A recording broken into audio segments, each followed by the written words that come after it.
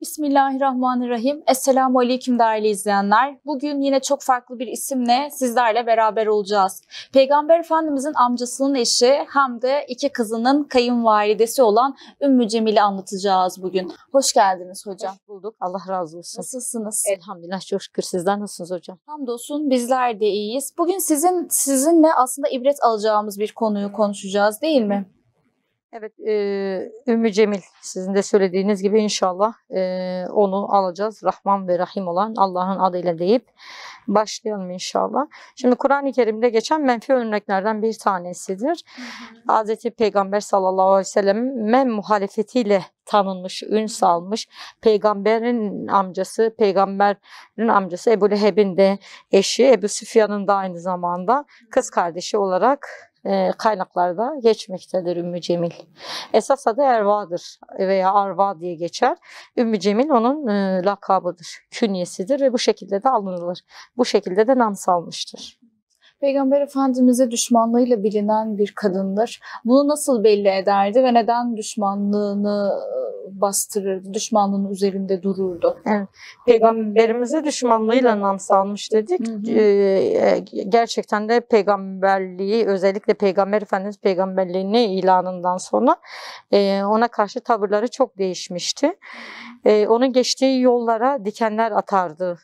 Taşlar koyardı. Özellikle gece karanlığında Peygamber Efendimiz sallallahu aleyhi ve sellem görmesin diye gece karanlığında gündüz topladığı dikenli ağaçları peygamberin geçtiği yollara sererdi ve oraya taşlar koyardı ki Peygamber Efendimizin ayağı takılsın, o mübarek ayakları zarar görsün diye.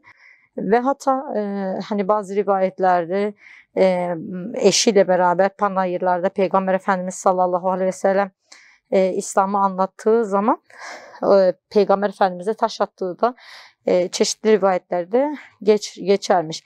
Şimdi o gün boyu ağaçları birbirine bağlar, dikenli ağaçları birbirine bağlar, boynuna takar ve gece hazırlığı yapar, pusuda yatarmış. Yani düşünün onun gibi soylu, zengin, şimdiki günümüzle kıyas ettiğimiz zaman yüksek zümreden bir bayan, sosyete bir bayan, mal varlığı olan bir bayan ama peygamberin peygamberliğinden sonra böyle bir hal alıyor. Yani hiç üşenmeden, hiç gocunmadan peygambere olan düşmanlığını bu şekilde, bu hareketleriyle gösteriyor. Peygamber Efendimizin geçeceği yollara özellikle hani yolları bildiği için o yollara çeşitli taşlar ve o topladığı dikenleri koyarmış. Hatta hani bu yetmezmiş gibi ona hakaretlerde bulunduğu da rivayetler arasında geçmektedir. Peki Peygamber Efendimizin iki kızının kayınvalidesi demiştik sözlerimizin başında programa başlarken. Bu dünürlük olayı Peygamber Efendimizin düşmanlığından, Peygamber Efendimiz olan düşmanlığından önce miydi yoksa sonra mıydı? Şimdi Peygamber Efendimiz'i Ebu Leheb ona peygamberlik gelmeden önce, daha doğrusu Peygamber Efendimiz sallallahu aleyhi ve sellem peygamberliğini açıklamadan önce Ebu Leheb yeğenini severdi. Biliyorsunuz hani o günün şartlarında Arap kabileleri arasında, Kureyşliler arasında yaygın bir adet vardı ki babası ölen çocuğa amcaları sahip çıkardı ve kendi himayeleri altına alırlardı. Ne zaman ki Peygamber Efendimiz sallallahu aleyhi ve sellem peygamberliğini ilan etti, Ebu Leheb'in düşmanlığı ona karşı başlamış oldu. Zaten hani bu kızlarını Ebu Leheb'in Utbe ve Uteybe adlı iki oğlu var. Bunlara vermeleri İslam gelmeden önceydi. Peygambere peygamberlik gelmeden önce Utbe ve Uteybe ile nikahlanmıştı Peygamber Efendimiz sallallahu aleyhi ve sellemin iki kızı Ümmü Gülsüm ile Rukiye. Ebu Leheb'in iki oğluyla nişanlıydılar. Tabii hani bu ne zaman ki İslam gelmeye başladı, İslam geldi, Kur'an ayetleri nazil olmaya başladı. Ümmü Cemil zaten kendisi düşmanlık yapıyordu peygamberin peygamberliğini ilanından sonra. Bunu kendi çocuklarına da aşılıyordu ve kendi çocukları da Peygamber Efendimiz'e düşman olmaya başladı. Hani kayınbabalarıydı neticede, babalarının amcasının çocuğuydu. Ama biliyorsunuz hak geldiği zaman hakkın düşmanları da çok olur. Eskiden olduğu gibi günümüzde de çok olmuştur. Bu Utbe ve Uteybe de Peygamber Efendimiz'e nasıl ki Ümmü Cemil düşman olduysa de ikisi de iki oğlu da düşman olmuşlardır maalesef. Hatta Ümmü Cemil çok baskı yapardı Utbe ve Uteybe'ye.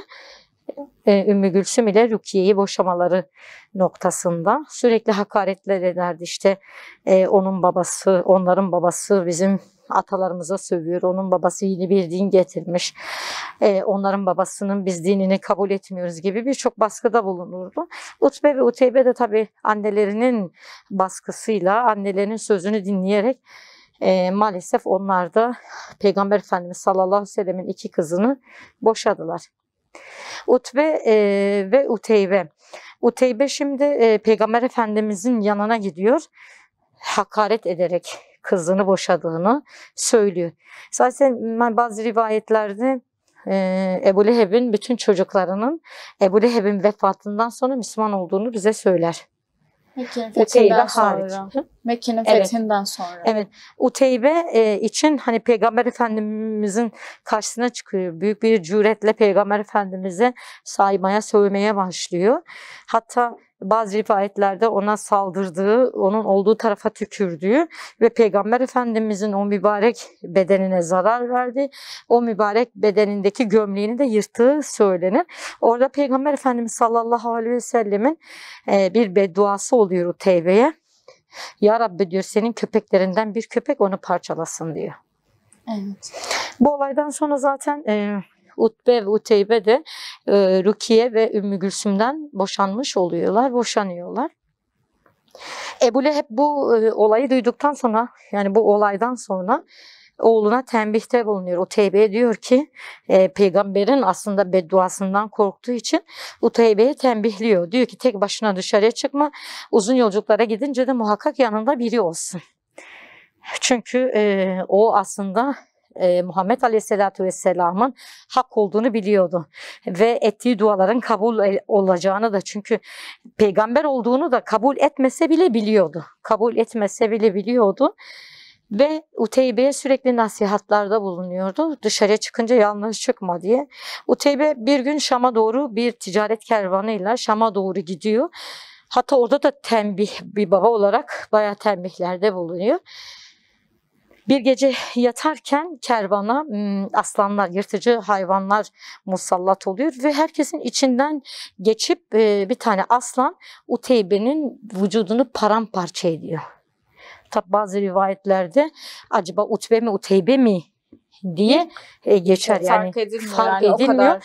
Evet. Hem hani bazı rivayetlerde de şu şekilde geçer. Kemiklerinin bile un ufak olduğunu söylüyor. Yani bu derecede peygamberin bedduasını tuttuğu bize rivayet edilmektedir. Peki Ümmü Cemil dediğimizde muhakkak hepimizin aklına da Tebet suresi geliyordur. Evet. Bu Tebet suresinin nazil olduğu olay nedir? Zaten hani en son Ebu Leheb'in, yani Ümmü Cemil'in yaptığı iş, kötülüklerden bahsetmiştik. Ebu Leheb'in de yine aynı şekilde. İkisi ortak beraber peygambere düşmanlıklarını ortak yürütüyorlardı. Bu yaptıkları artınca, yani çünkü hani bir kereye mahsus veya bir güne mahsus bir şey değildi. Sürekli Ümmü Cemil ile Ebu Leheb peygambere düşmanlığını bir şekilde gösteriyor. Yani dille gösteriyordu ve bunu amelleriyle, hal ve hareketleriyle de gösteriyordu. Artık o kadar çok hakaret ediyorlardı ki peygambere. Ebu Leheb deve işkembesi peygamberin başına koydu. Eline taş alıp panayır geziyordu ve peygamberin ağzına atmaya çalışıyordu. Onu susturmaya çalışıyordu. Ümmü Cemil yine aynı şekilde kendi eşinin yaptığı şeylere hem destek oluyordu. O da kendi yönünden, kendi açısından yapması gereken şeyleri yapıyordu ki Tebbet suresi nazil oluncaya kadar.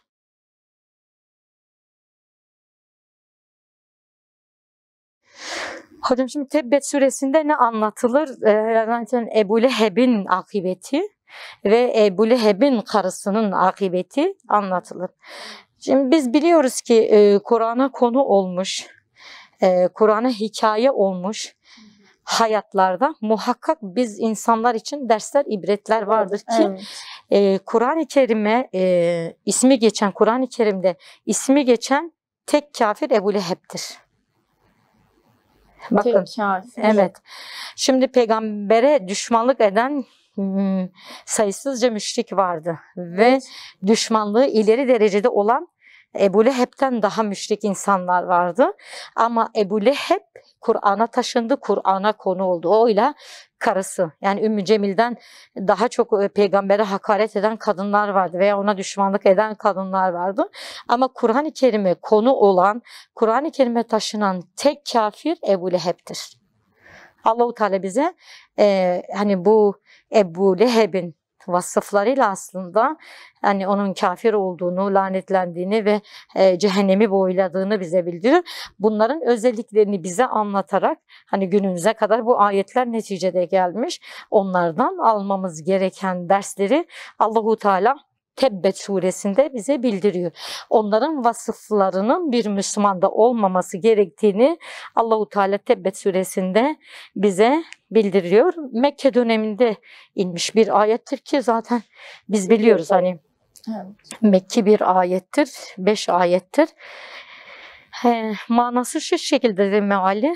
Tebbet eli kurusun, kurudu da demek. Yani tebbetin manası kurusun, kahrolsun demektir. Tebbet ya da Ebu Leheb'in, o Ebu Leheb'in elleri kurusun. Ondan sonra tebbe diyor, kurudu da. Yani burada Ebu Leheb'in elleri kurusun diye bir dua var. Onun sonunda da akıbeti var, kurudu da diyor. Evet. Şimdi çok ilginçtir ki hani bu ayet aslında bu sure Kur'an-ı Kerim'in mucize olduğunun en güzel bir göstergesidir. Hangi noktasıyla? Şu şekilde mesela Ebu Leheb'in akıbetini bildiriyor. Cehennemi mesela cehenneme gireceğini söyler, insanlara bildiriyor. Bildirmesine rağmen yani Ebu Leheb de duyuyor bunu. Çünkü ayetler indikten sonra hangi sure inlerse insin peygamber her ortamda, her yerde inen ayetleri insanlara anlatıyor. Kulaktan kulağa duyuluyor. Zaten Ebu Leheb'e de bu ayetler gidiyor. Şimdi Ebu Leheb şöyle bir düşünceye kapılabilirdi. Mesela hani ben yalancıktan iman edeyim de Kur'an'ın hak olmadığını, yalan bir söz olduğunu ispatlayayım diye.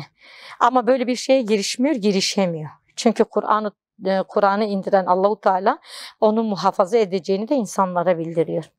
Yani Kur'an'ın en büyük mucizesi Tebbet suresidir. Yani akıbet orada söyleniyor ve adam orada hani akıbetini görüyor. Mesela sen uyarılsan, senin akıbetin bu şekilde olacak denilse belki sen dönersin, tövbe edersin değil mi? Ama Ebu Leheb'de böyle bir hal olmuyor. Kafir olarak ölüyor. İlginç. Bu da ilginç ya. Evet. Yani insanın hiç mi içinde bir tedirginlik olmaz? Hiç mi olmadı mı yani? İnanmadığı için olmamıştır. Hani Allahu Teala diyor ya onların kalpleri mühürlüdür. Kalpleri mühürlü olduğu için maalesef Allah'ın ayetleri o kalbe girmiyor. Gözleri mühürlüdür. Hakikatleri görmelerine rağmen aslında görmüyorlar. Onlar kördürler. Malı ve kazandıkları kendisine bir yarar sağlamadı. Ondan azabı sağlamadı. Şimdi Ebu Leheb'i biliyorsunuz. Çok zengin bir insan. Mekke'nin ileri gelenlerinden. Evet, Mekke'nin ileri gelenlerindendi. Soylu bir ailedendi. Kantar altınları olan, kantar malı mülkü olan bir adamdı. Ve maalesef hani kazanma uğruna da her türlü yola gidiyordu. Başvuruyordu. Zaten Peygamber Efendimiz sallallahu aleyhi ve sellemi kabul etmeyişinin sebebi de bu sahip olduklarının elinden gitme korkusuydu. O yüzden peygambere iman etmedi. Çünkü hani Peygamber Efendimizle bir diyaloğu vardı. Ya Muhammed diyor, sen bana neyi vaat ediyorsun? Bana ne vereceksin sana iman ettiğim takdirde? işte cennet diyor. Peki diyor falan köleye diyor ne vereceksin? Ona da diyor. Diyor yani şimdi ben o köleyle aynı mükafatımı alacağım diyor. Kabul etmiyor. Yani bir zenginliğin verdiği kibir aslında Evet. onu bir nevi korkuttu, iman etmeden alıkoydu. yani alışmıştı o güne kadar hep popohlanmaya, el üstünde tutulmaya.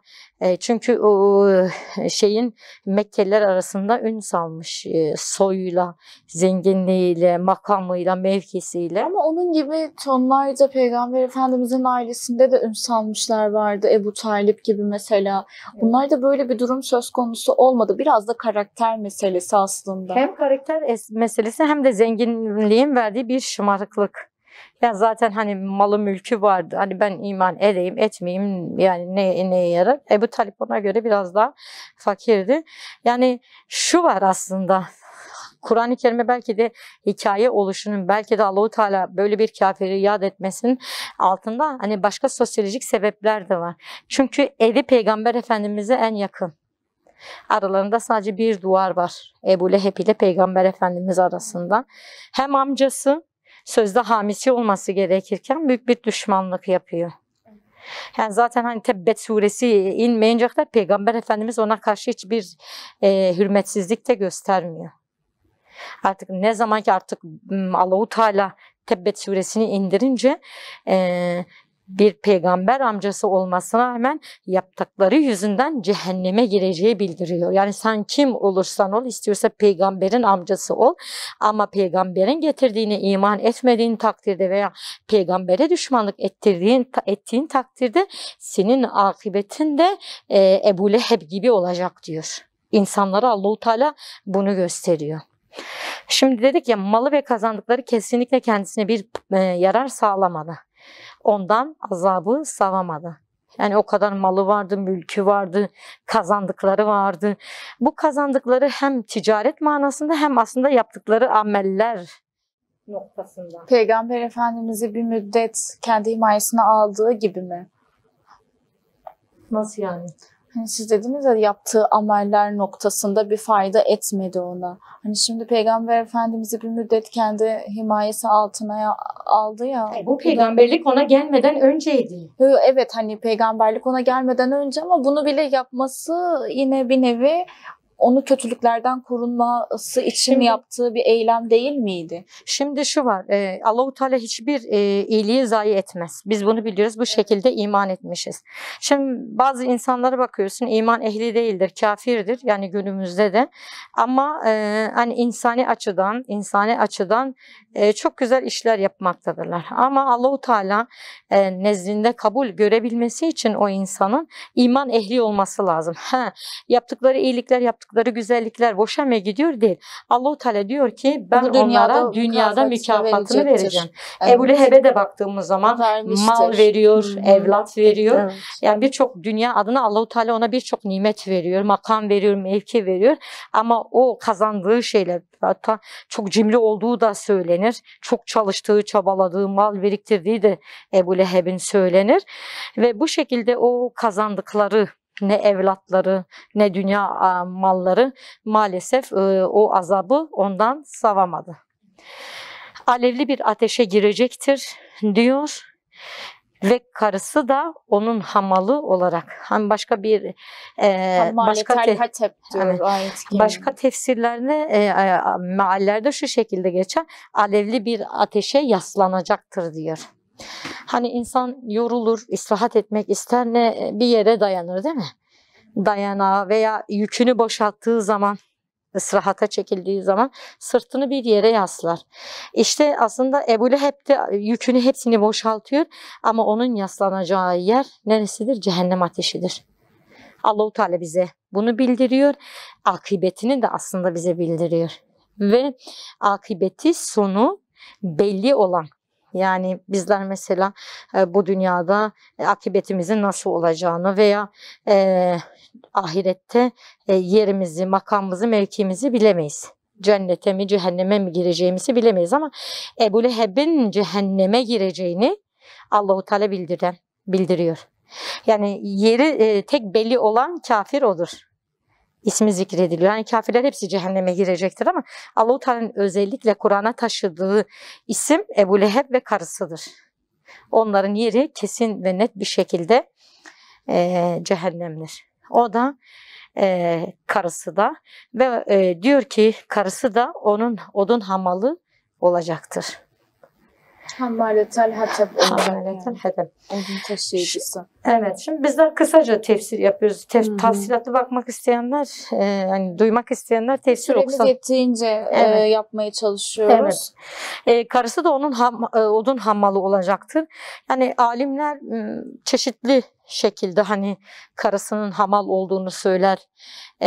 Karısının laf taşıdığını, yani Ümmü Cemil mesela laf taşımayla meşhur bir kadındır. Nemman. Yani nemime kovuculuktur. Kovuculuk yapan kişiye de nemman denir. Ümmü Cemil'in de böyle bir vasfının olduğu kaynaklarda geçmektedir. Şimdi odun hamalı derken o taşıdığı günahlar olabilir. Bu laf taşımacılığı olabilir veya hani kendisi de eşine destek olduğu için bu noktada akıbetinin de eşinin eşi gibi olacağını bize bildiriyor. Yani bu noktada kadın olsun, erkek olsun Allah'a düşmanlık eden veya gücü nispetinde yardımcı olan herkesin bu akıbetinin bu olacağını Ümmü Cemil bize hayatıyla göstermektedir. Evet hocam. Evet. 5. ayette de boynunda hurma lifinden bükülmüş bir ip olduğu halde ateşe girecektir. Şimdi hani şeyden bahsederken, Ümmü Cemil'den bahsederken, onu tanıtırken dikenli ağaçları topladığı, bir iple bağladığı, sırtında, boynunda bağladığı, akşam peygamberin geçtiği yollara serptiğini söylemiştik. Allah-u Teala bunu Kur'an'a taşıyor. Boynunda hurma lifinden bükülmüş bir ip olduğu halde.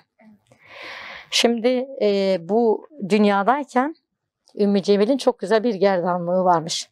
Çok değerli, yakuttan, elmastan bir değerli bir gerdanlığı varmış. Ve her zaman şöyle bir şey söylermiş. Lat ve Uzza'ya ben yemin içerim ki diyor, ben bunu Muhammed'e muhalif olayım diye o yolda ben bu kolyeyi satacağım, bu gerdanlığı satacağım ve ona düşmanlık etme noktasında bu gerdanlığı maddi olarak ben bağışlayacağım diyor. Ve o şekilde de yapıyor. Onun karşılığında da Allahu Teala ne yapıyor? Ona gerdanlık, tamam sen gerdanlıktan bahsettin diyor. Sen gerdanlığını Muhammed'e düşmanlık etme uğruna sattın, hibe ettin diyor. Ben de sana hurma lifinden bükülmüş bir ip olduğu halde. Düşün hani boynunda aslında Allahu Teala orada bir tasviri vardır. Boynunda bir ip, gidiyorsun ve yükün var. Boynuna nasıl girecek? Boynuna koyuyorsun ve üzerinde yük var. Elbette ki o sıkılıyor.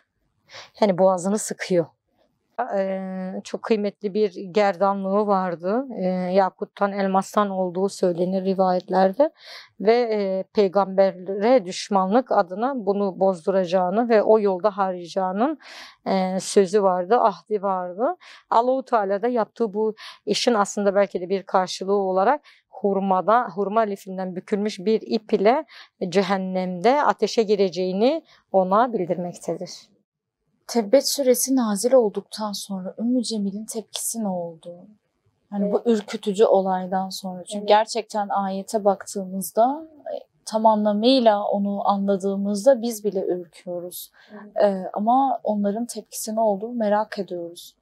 Şimdi açık ve net olarak bir insanın dünyada yaptığı amellerin karşılığının ne şekilde olacağı bu ayette bildiriliyor.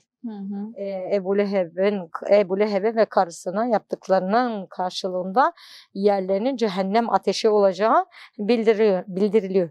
Tabi Peygamber Efendimiz hani bunu açıktan da çok Tebbet suresi nazil olduktan sonra söylüyor. Tabi bu onların kulağına da gidiyor. Ümmü Cemil ile Ebu Leheb'in kulağına gidiyor. Ve Ümmü Cemil Peygamber Efendimiz sallallahu aleyhi ve sellemin yanına doğru koşuyor. Peygamber Efendimizin Kabe bahçesinde, Kabe avlusunda Hazreti Ebubekir ve birkaç sahabeyle tabii oturduğu söyleniyor. Hazreti Ebubekir Ümmü Cemil'in peygambere yaklaştığını fark ediyor ve hani ona bir zarar vereceği düşüncesiyle, çünkü daha önce de peygambere birçok zarar verdiğine şahit olmuştu Hazreti Ebubekir. Ve elinde tabii büyük bir taş parçası var. Hazreti Ebubekir Ümmü Cemil'e soruyor. Diyor ki ne yapacaksın? Endişeyle kapılıyor tabii. Peygambere bir zarar vereceği korkusuyla Hazreti Ebubekir endişeyle kapılıyor. Ve diyor ki orada Ümmü Cemil diyor ki hicivde bana bulundu diyor. O hicivde bulunan o Muhammed nerededir diyor. Orada Ebubekir diyor ki vallahi diyor o sana hicivde bulunmadı. Şimdi Ümmü Cemil Tebbet suresini kastediyor. Ebubekir de diyor ki vallahi diyor o sana hicivde bulunmadı. Şimdi hiciv ne demektir? Hiciv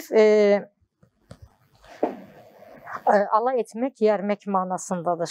Alay etmek, yermek, yaptıklarından dolayı onu alaya almak, onu küçümsemek demektir. Yaptıklarından dolayı başına gelen şeyleri anlatmak demektir. Biliyorsunuz o günlerde yani Araplar arasında şaircilik çok revaçtaydı. İnsanlar duygularını, düşüncelerini, meramlarını şiirle birbirlerine anlatırlardı. İşte Peygamber sallallahu aleyhi ve sellemin de Ümmü Cemil'e hicvettiğini Ümmü Cemil söylüyor. Hani Tebbet suresini kastederek. Hazreti Ebubekir orada yemin içiyor. Vallahi diyor o seni hicvetmedi diyor. Gerçekten de o Allah'ın sözüdür. Tebbet suresi Allah'ın sözüdür. Hazreti Muhammed sallallahu aleyhi ve sellemin sözü değildi. Belki hani böyle bir şey söyleme etkisi olsaydı belki yine söylemezdi. Neticede amcasıydı. Akrabalık bağı vardı. Böyle bir şeyi belki istemezdi. Belki dile de getirmezdi. Ama Allah-u Teala söyledikten sonra, dile getirdikten sonra Peygamber sallallahu aleyhi ve sellem de Tebbet suresini söylüyor. Ve elinde tabii taş parçasıyla gelmiş Ümmü Cemil. Orada bazı rivayetlerde Peygamber sallallahu aleyhi ve sellemin İsra suresi 45. ayeti okuduğu söylenir ve diyor ki ayette Estağfirullah, Kur'an okuduğun zaman seninle ahirete inanmayanlar arasında görünmeyen bir perde çekeriz. Bu ayeti okuyor ve Ümmü Cemil oraya gelmesine rağmen onu görmüyor. Hatta Hazreti Ebubekir diyor ki hani peygamber soruyor, peygamber nerede? Ümmü Cemil'in bu sorusuna karşı Hazreti Ebubekir şaşırıyor. Hani bir şey de söyleyemiyor. Ondan sonra Ümmü Cemil diyor ki hani burada olsaydı diyor senin o arkadaşın diyor ben onun ağzına bir tane taş yapıştıracaktım. Çünkü o beni hicvetmiş. Eğer o şair ise ben de şairim. Eğer diyor o yani kocam da şairdir, ben de şairim. Ben de diyor onu hicvediyorum ve orada birkaç mısra ağzından dökülüyor. Bu mısraları söyledikten sonra Ümmü Cemil gidiyor, orayı terk ediyor.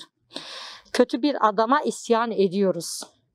Onun ortaya attığı şeyleri reddediyoruz. Dinini de sevmiyoruz gibi birçok hani rivayetlerde geçen birçok birkaç mısrayı söyledikten sonra oradan ayrılıyor. Hatta Peygamber Efendimiz hani bazı rivayetlerde de Peygamber Efendimiz'e daha sonra Ümmü Cemil diyor ki beni niye hicvettin diyor. Diyor hani ben seni hicvetmedim diyor. Seni Allah hicvetmiştir diyor. Yani Tebbet suresi gerçekten Allah'ın kelamıdır. Peygamber Efendimiz sallallahu aleyhi ve sellemin ağzından dökülen kelamlar değildir. Asla Evet hocam. da öyle bir düşünceye yer verilemez. Yani direkt soracağım ama Duha suresinde bu olayla bir bağlantısı var mıdır? Evet hocam, hani bu olaydan sonra yani Tebbet suresi indikten sonra belirli bir süre ayet inmiyor. Hatta bazı rivayetlerde Peygamber Efendimiz sallallahu aleyhi ve sellemin hastalandığı o dönemde ibadete bile kalkamadığı rivayetlerde geçmektedir. Bazı insanlar ki Ümmü Cemil de bunların içerisindedir. Bazı insanların peygambere işte sen diyor hani Rabbin seni terk etti, sen doğru değildin, sen şeytanın yolunda olduğun için Rabbin seni terk etti diyor. Daha sonra zaten Duhan suresinin ilk 5 ayeti iniyor. Rabbin sana darılmadı, Rabbin seni terk etmedi. Bu da Allah-u Teala'nın peygambere destek maksatlı Duhan suresinin ilk 5 ayetinin indiği rivayetler arasındadır. Bağlantı böyle mi? Evet. Peki bu kadının hayatından çıkarabileceğimiz ibret noktaları nelerdir? Evet. En büyük zaten çıkaracağımız en büyük ders, hani dedik ya, Kur'an-ı Kerim'e konu olmuş, kafirlerin özelliğini anlatıyor. Kafir bir kadının özelliğini anlatıyor. Kafir bir erkeğin özelliğini anlatıyor. Biz Müslüman kadınlar olarak bu kafirlerin özelliklerini belki de üzerimizde barındırmamamız için Allah-u Teala bize bu şekilde misaller veriyor. Ümmü Cemil'in en büyük özelliği, halk arasında da tanınırdı, kovuculuk yapardı. Biraz önce hani ayette de ayetin tefsirini yaparken kısa bir şekilde değinmiştik. Nemmandır. Evet. Nemimeydi. Nemmandı. Nemime yapardı. Kovuculuk yapardı. Onun lafını ona, onun lafını ona taşırdı. Ve hani Allah-u Teala bu hareketin bir kafir hareketi olduğunu bize bildiriyor. Yani laf taşımacılığın aslında bir kafirin yapabileceği bir iş, bir ameldir. Şimdi bizler baktığımız zaman hani bu ameli sadece o döneme mi mahsustu ya da sadece o dönemde o kafir kadın mı yapmıştır bu dönemi? Tabii ki günümüzde kıyasladığımızda çok kez örneklerde görebiliyoruz. Evet hocam. Şimdi zaten hani doğru olan lafı taşıyana nemman denir.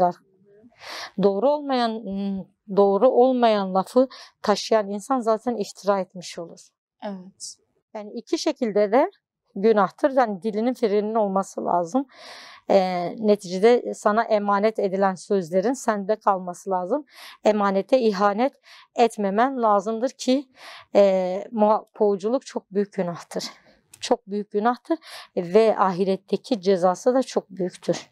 Allah'a sığınırız böyle bir durumu yaşamaktan. Çünkü bakıyoruz, ister istemez belki hayatımızda böyle şeyleri yapabiliyoruz ya da yapanları görüyoruz. Evet. Yani tekrar bu olayın aslında bir kafirin özelliklerinden olduğunu öğrenmek. Yani bir Müslüman da bu özelliği taşıyabilir. Hani dedik ya, bazı sözcükler vardır veya bazı olaylar vardır, anahtar hükmündedir. Yani bizlerin aslında günümüze kadar 1400 küsür sene önce yaşanmış olayların günümüze kadar taşınmasının sebebi örnekliktir. Aslında biz bazı şeyleri kale almıyoruz sanki. Evet. Ya da unutuyor muyuz bilmiyorum ama evet, bakıyoruz da çok önemsemiyoruz. Evet. Önemsesek aslında anlatıldığı an etkilenebiliyoruz. Evet, aynen. Şimdi hani halk arasında meşhur bir söz vardır. Taş taşı ama söz taşıma. Taş taşı da ama söz taşıma. Yani söz taşımak kadar, yani kovuculuk yapmak kadar kötü bir hal, bir hareket yoktur ve bir Müslümana da yakışmayacak bir davranış şeklidir. Nefsi dilin afetlerinden bir tanesidir ki dilin en büyük afetlerinden bir tanesidir. Dediğim gibi iftira boyutu da olabilir. İftira boyutu olunca zaten büyük günahlar arasına girmektedir. Peygamber Efendimiz'den bir hadis-i şerif vardır. Bu konuyla alakalı İbn Abbas rivayet ediyor. Peygamber Efendimiz bir gün sahabeleriyle birlikte kabristandan geçiyor ve iki mezarın başında duruyor. Yan yana duran iki mezarın başında duruyor ve diyor ki, işte diyor şuradaki kabirde yatan kişi diyor kovuculuk yapardı ve şu an kabir azabı çekmektedir ve şuradaki kabirdeki adam da diyor bevlederdi ve dikkat etmezdi. O da kabir azabı çekmektedir. Demek ki yani kovuculuk yapmak kabir azabına sebebiyet veren bir iştir, bir haldir. Eğer hani yapmış isek zaten helallik almamız gerekir ki cehennem ehli olmayalım, ki tövbe edip helallik almadığın takdirde o insandan akıbetin maalesef cehennemdir. Allah-u Teala bildiriyor. Ama tövbe ettiğin zaman hakkına geliyor aslında. Evet, tövbe edip helallik aldığın zaman Allah'ın izniyle Allah-u Teala bu hatanı kabul edebiliyor. İnşallah. Evet. Şimdi biz görüyoruz ki hani 1400 küsür sene önce gelmiş bir din var, İslam dini. Ve o dönemde Peygamber Efendimiz açıktan davete başladığı zaman davetini engelleyen birçok insan olmuştur ki Ebu Leheb ve karısı da bunlardan bir tanedir ve bunun gibi yüzlerce binlerce insan olmuştur. Ama bu düşmanlık o güne mahsus bir düşmanlık değil. Yani onlar sembol, isimler ama günümüzde de İslam'a ve İslam'a hizmet edenlere düşman olan birçok insan vardır. Allah-u Teala bunları örnek vermekle aslında hani bizlerin de peygamber varisi olan bizlerin de nasıl bir hal alacağımızı, nasıl davranmamız gerektiğini Allah-u Teala bize bildiriyor. Bu olaylarla bildiriyor. Diyor ki siz İslam'ı kabul ettikten sonra veya İslam dinine çalıştığınız zaman elbette ki sizin yolunuza dikenler koyacak, dikenler serecek ve taşlar atacak birçok insan olacaktır. Ama siz davanızdan vazgeçmeyeceksiniz. Hazreti Adem'den son peygamber Hazreti Muhammed sallallahu aleyhi ve selleme kadar 124 bin peygamber geldiği rivayet edilir ve gelen hiçbir peygamber gülle karşılanmamıştır. Bizler de peygamberin yolunun yolcusuyuz. Hani bizler de İslam dininin Allah-u Teala'nın halifeleriyiz ve İslam dininin yeryüzündeki temsilcileriyiz. Yardımcılarıyız Allah-u Teala'nın. Bizler de bazı tabii ki durumlarla karşılaşabiliriz. Davet konusunda insanları bir olan Allah'a çağırma konusunda veya İslam'ın hükümlerini yerine getirme konusunda bizler de birçok sıkıntıyla karşılaşabiliriz. Önemli olan o Peygamber Efendimiz sallallahu aleyhi ve sellemin göstermiş olduğu tavrı gösterebilmektir. Mesela peygamber ne yaptı? Ebu Leheb'e karşı çıktı. Ebu Leheb'i yeri geldiği zaman yerdi. Ayeti açıktan söyledi, kendinde bırakmadı. Neticede amcasıydı, bir akrabalık bağı vardı ama akıbetini tüm insanlara duyurdu. İslam'a karşı gelen tüm insanların veya İslam'ın ilerlemesini engelleyen tüm insanların akıbetinin Ebu Leheb gibi olacağını Allah-u Teala bize ayetlerinde bildiriyor. Yani Resulullah'ın davasına engel koymaya çalışanların sonunun aslında Ümmü Cemil ve Ebu Leheb gibi olacağını da gösteriyor bize, evet, bildiriyor. Evet, onlar semboliktir. Yani Ebu Leheb, Ebu Cehil, Ümmü Cemil ve bunun gibi birçok müşrik, evet, birçok isim. Sadece bunlar semboliktir. Günümüze kadar bu davanın, bu İslam davasının, İslam dininin birçok düşmanı olmuştur ve olacaktır. Allah-u Teala bize bunu bildiriyor. Ve her dönem olabileceğinin göstergesidir. Evet, ve çıkaracağımız en önemli ders, en önemli derslerden bir tanesi de Allah'ın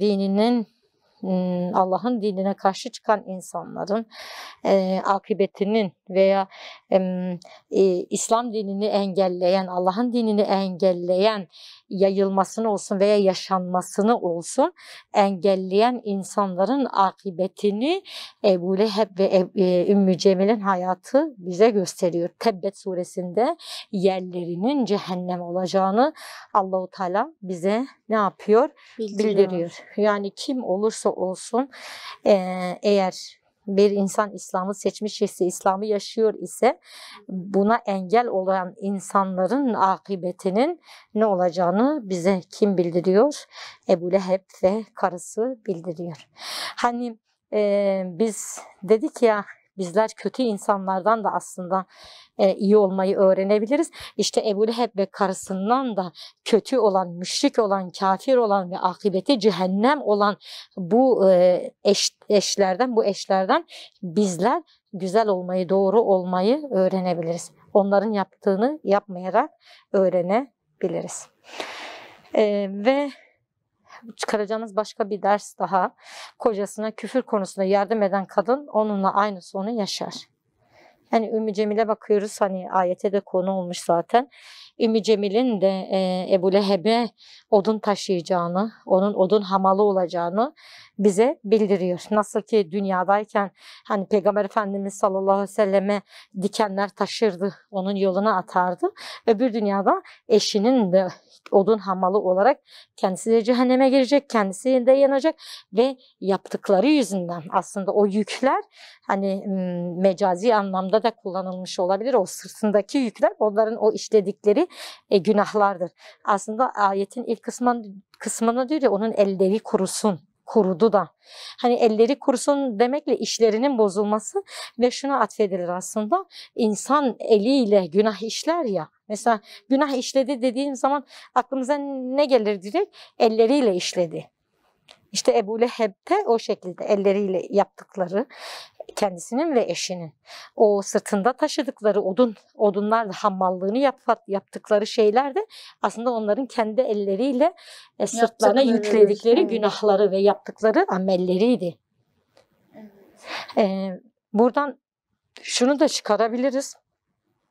Hani cehennem aslında cehennemde ateş yoktur. Şöyle bir hikaye vardır Behlül Dana Hazretleri'nin. Behlül Dana Hazretleri Harun Reşit zamanında yaşamış ve hatta o kadar Allah aşkıyla yanıp tutuşmuş ki ona deli deniliyorlar, meczup deniliyordu, deli diyordular. Bir gün üstü başı toz toprak içerisinde geliyor ve ona diyorlar ya Behlül, nereden geliyorsun? Cehennemden diyor. Tabii etrafındakiler gülüyor. Gülüyor, ya diyor sen eğer diyor cehennemden gelmiş olsaydın senin üstün başın yanardı, is olurdu. Diyor cehennemden geldim ama cehennemde ateş yoktu ki diyor. Tabii insanlar şaşırıyor. Behlül Dana Hazretleri de insanlara sözleriyle çok güzel mesajlar veriyor. Hatta Harun Reşit Behlül Dana Hazretlerini ara ara çağırır, muhabbet ederdi ki ondan bazı şeyler öğrensin diye. Behlül Dana Hazretleri diyor ki ateş yoktur diyor. Oradaki insanlar diyor ki nasıl ateş yoktur? Bizim bildiğimiz her yerde işte cehennemin ateşi şöyledir böyledir. Behlül Dana Hazretleri diyor ki herkes kendi ateşini kendisi götürecektir diyor. Bu da bu ayeti destekler niteliktedir aslında. Yani aslında bizim amellerimiz gireceğimiz ateşi belirliyor. Aynen, yani sen ne kadar çok hani kötü amel işlemişsen senin ateşin o kadar harlı olacaktır ya da o kadar çok ateşte kalacaksın. Şimdi ayette diyor ya onlar cehennemde ateşe yaslanacaklardır. Bunun tam tersi cennet ehli olan insanlar da cennetin güzelliklerine atlastan, ipekten Allahu Teala'nın yapmış olduğu minderlerde, sedirlere yaslanacaklardır ki onlar yüklerini boşalttıktan sonra hani yaptığı işleri, amellerin hesabını verdikten sonra cennet ehli yaslanacak bir oh diyecektir. Şimdi mesela bizim sırtımızda yüklerimiz vardır. Yükü bıraktığımız zaman hamallık yapan bir insanı düşünün. Ne yapar? Rahatlar, oh be der değil mi? İşte bizler de aslında dünyadayken kendi amellerimizi bir hamal olarak taşıyoruz ya, onlar bize yüktür yaptığımız tüm ameller, işler. O yükleri bıraktığımız zaman ancak bizler rahatlarız. Ama yükümüzü bıraktığımız zaman o yükümüz eğer Allah'ı memnun etmiş isek, Allah'ı razı etmiş isek o yüklerimiz, o topladığımız yüklerimiz eğer Allah'ın istediği şekildeyse yüklerimizi bıraktıktan sonra yaslanacağımız şeyler cennet nimetleridir. Ama cehennem ehlinin yaslanacağı şeyler, mesela cehennemden bahsedilirken alevli ateşten bahsedilir. Yani alevli bir ateş tefsirde de bu şekilde geçiyor ya, mealde alevli bir ateşe girecektir diyor. Alevli ateş dediğimiz zaman ta ateşi gökyüzüne kadar giden bir ateş. Yani alevleri çok yüksek. Canlanıyor aslında. Gözümüzün önünde canlandırıyor ki Allah-u Teala hani bu şekilde tasvir etmesi aslında insanların hani kendisinin düşünmesi gerektiğini, işte akıbetinin bunlar gibi olmaması için bunlara dikkat etmesi gerektiğini Allah-u Teala bildiriyor. Hani dedik ya Ümmü Cemil bize Kur'an-ı Kerim'de yerilen bir kadındır ve bu yerilen kadın aslında bize doğru olmamız nasıl gerektiğini bize öğretti şimdiye kadar. Şimdi Allahu Teala insana yaptıkları yani güzellikleri, insan olarak yaptığı güzelliklerin mükafatını dünyada göstereceğini yine Ümmü Cemil ile Ebu Leheb'le hayatında bize gösteriyor. Bu da yine onların hayatından çıkaracağımız en önemli dersler arasındadır. Şimdi Peygamber Efendimiz sallallahu aleyhi ve selleme kim olursa olsun eğer iman etmese akıbetinin ne olacağını yine bize bunlar gösteriyor. İstiyorsa en yakın akrabası olsun, istiyorsa amcası olsun, istiyorsa dayısı olsun. Hiç kimsenin maalesef kurtulmasına vesile olamayacaktır. Tabii istisnalardır. Hani şefaat konusu vardır. O ayrı bir konudur.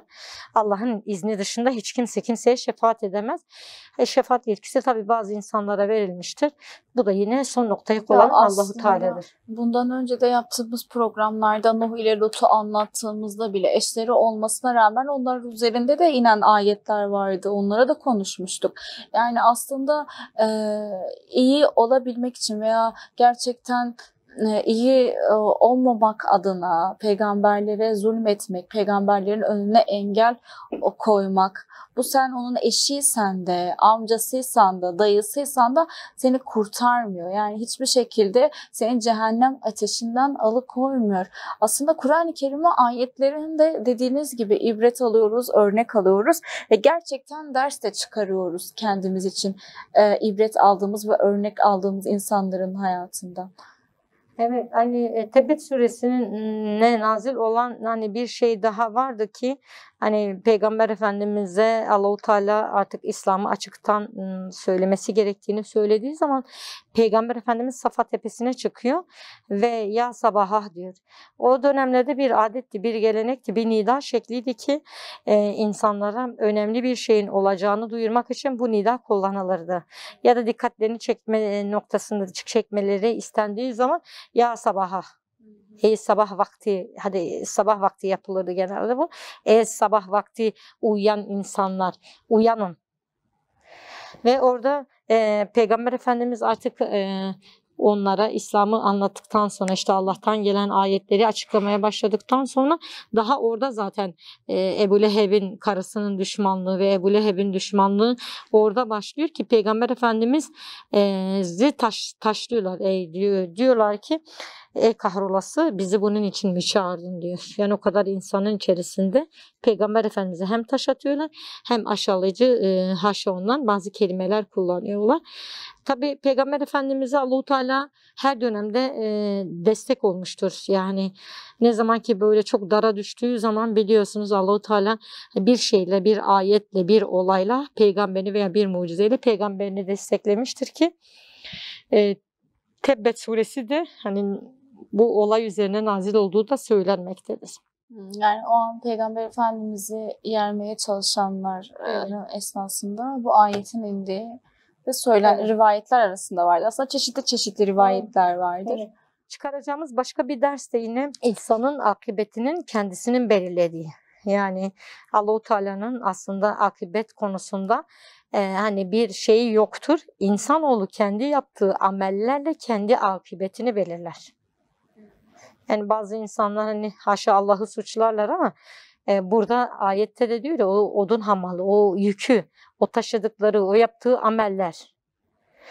Akıbeti insanın kendi yaptığı işler belirler. Yani bir insanın cennet ehli veya cehennem ehli olduğunu kim belirler? Kendisi belirler. Çünkü Allah-u Teala insanı yarattığı zaman hani insanı başıboş da bırakmıyor. Çeşitli peygamberler gönderiyor, uyarıcılar gönderiyor. Hak ve batıl yolu gösteriyor. Hakkın ne olduğunu söylüyor, batılın ne olduğunu söylüyor ve hak yolda yürürken düşmanını da tanıtıyor. Allah-u Teala düşmanını da tanıtıyor ve hak yolda gidersen yolunun sonu cennet, batıl yola saparsan yolunun sonunda cehennemin olduğunu söylüyor. Allah-u Teala söylüyor. Şimdi insanoğluna bir irade de az kaldı hocam. Kısa sözlerle toparlarsanız. Evet hocam. Allah-u Teala insana bir irade de veriyor. İradeyle kendi yolunu kendisi belirliyor, kendisi tespit ediyor. Şimdi Ümmü Cemil ile Ebu Leheb de kendi yollarını kendileri belirliyor. Çünkü yakinen peygamberin ayetlerini duyuyorlar. Yakinen peygamberin varlığına şahitlik ediyorlar. Ama bazı menfaatleri ellerinden gidecek diye ne yapıyorlar? Hak yoldan batıl yola sapıyorlar ve o yolda sebat ediyorlar. Ve Kur'an-ı Kerim'de son noktayı Allah-u Teala akıbetlerin cehennem olduğunu bildiriyor. Evet. Çok teşekkür ediyoruz hocam. Bugün yine bizi aydınlattınız. Allah razı olsun. Değerli izleyenler, bugünlük bize ayrılan sürenin sonuna geldik. İnşallah yine aynı gün ve aynı saatte sizlerleyiz. Allah'a emanet olun.